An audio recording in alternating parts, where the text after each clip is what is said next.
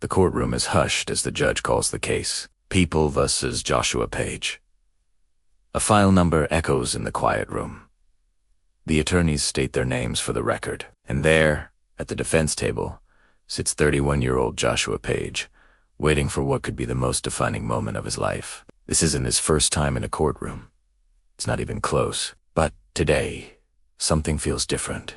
The judge begins by reviewing the sentencing guidelines. 10 to 28 months. At first glance, that range might sound manageable, but everyone in this room knows this case is anything but simple.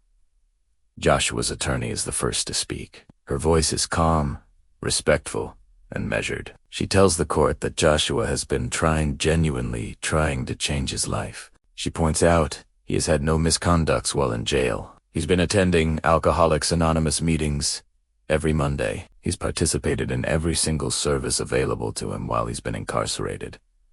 She asks the judge for mercy, not for a free pass, but for a structured path forward.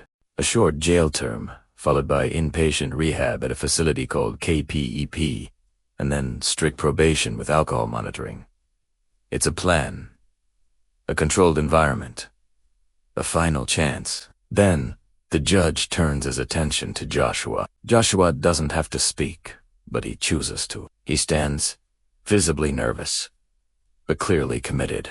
He tells the judge he's prepared a speech, and that his lawyer has already given the judge a copy. But he speaks, anyway, from the heart. He admits what everyone in the room already knows his past does not reflect someone who is ready for sobriety. But for the first time, he says he wants it desperately. He talks about his trauma, his mistakes, his time in prison 6 long years, and how it never helped him get sober, never addressed the real pain that was driving his actions. He begs the judge, not for freedom, but for a structured chance at recovery. "Please, Your Honor, just one more chance," he says, his voice thick with emotion. "If I screw up, you know you can give me a lot of time."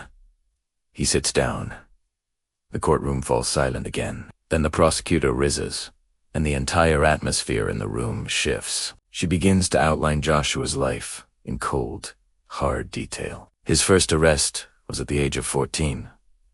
He has 5 prior felonies, 5 misdemeanors. He's been on probation 4 separate times. He's been to jail 5 times. He's been to prison 3 times. He was on parole when he committed multiple new crimes. While in prison, he racked up 24 He has multiple drunk driving arrests, all at more than twice the legal limit. He's been caught with weapons in his car, and even weapons in prison. It's a history the court simply cannot ignore. The prosecutor recommends the maximum sentence at the very top of the guidelines. And then, the judge speaks. What follows is not anger, but something far heavier. He begins a detailed, painful, chronological review of Joshua Page's life within the justice system. The judge recounts every single chance Joshua has been given over the last 11 years. Every probation, every parole, every dismissed charge, every violation, every new crime. He even mentions the additional felonies Joshua committed while he was inside prison. He points out the undeniable pattern. Joshua drinks, 10A drives, then he gets arrested, then he gets released, and then he does it all over again.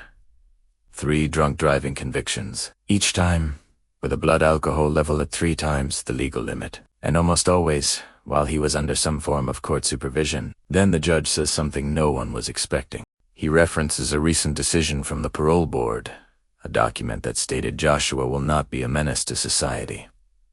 The judge pauses, looks over his glasses, and then openly disagrees, using the strongest language he has used all day. "I could not disagree more," he says, his voice firm. "I don't even know what words in the English language mean if they think this man isn't Adeno." The courtroom freezes. The judge continues. Joshua's history isn't just a series of mistakes, he explains. It's a clear pattern, a pattern involving alcohol, weapons, and a consistent, defiant disregard for every single chance he's been given. And because of that dangerous pattern, the judge decides the sentencing guidelines are not enough. An upward departure from the guidelines is necessary to protect the community. The room goes completely silent as the judge announces the sentence. Joshua Page, I sentence you to not less than 5 years and not more than 7.5 years in the Michigan Department of Corrections. The judge then explains his reasoning. 6 felonies, multiple drunk driving convictions, weapons, possession, committing crimes while in prison, committing crimes while on parole, and a continued, undeniable danger to society. There will be no jail credit, no leniency, no more chances. Joshua will serve the maximum sentence that the law allows for these offenses. The judge ends with a final message to Joshua, not harsh, but brutally honest. You will leave prison still a young man. You will still have choices. I hope truly that at least half of what you told me today is true. But based on your history, you should expect judges to give you the maximum sentence from now on. He signs the paperwork, hands Joshua the appeal instructions, and quietly wishes him good luck. Joshua Page is led away by the deputies. His last chance has run out, and in the quiet courtroom, the system moves on to the very next case. Thank you for watching. If you found this story compelling, please consider subscribing for more true courtroom dramas. We'll see you in the next video.